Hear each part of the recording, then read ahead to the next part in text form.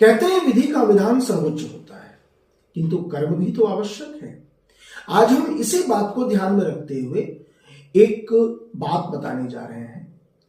भारत का सर्वोच्च आधिकारिक जो परीक्षा होती है वह यूपीएससी लेता है। इसके अभ्यर्थी आईएएस के लिए चुने जाते हैं। आपको मैं बताऊं, इस परीक्षा में लाखों अभ्यर्थी हर वर्ष परीक्षा देते हैं, शामिल होते हैं, किंतु उनमें से कुछ एक चुनिंदा लोग ही लक्ष्य तक पहुंच पाते हैं।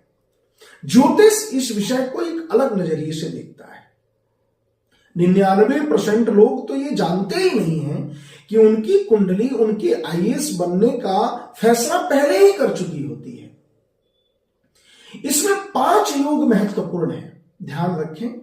जिनकी कुंडली में सूर्य मजबूत हो, वह 7वें या 10वें भाव में हो, अपने उच्च राशि मेष में हो, और इसके साथ ही साथ वह कम से कम 25 डिग्री से ऊंचा हो।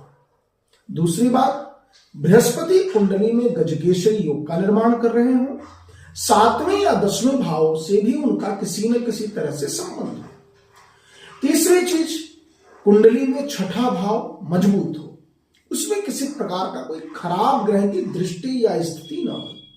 चौथी बात, कुंडली में शनि अनुशासित हो अथवा स्वगृही या अपनी उच्च राशि तुला में हो।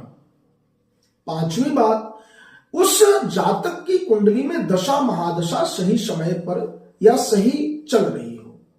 और सबसे महत्वपूर्ण बात, कुंडली में किसी प्रकार की किसी खराब ग्रह की स्थिति या महादशा, अंतरदशा या प्रत्यंतर दशा तैयारी करते समय अथवा तैयारी से पहले या किसी भी प्रकार से जीवन में ऐसी अवस्था में ना हो जो उसकी नौकरी का काल हो, तो ऐसा माना जा सकता है कि कुंडली उस व्यक्ति को आईएएस बनाने का निर्णय पहले ही कर चुकी होती है।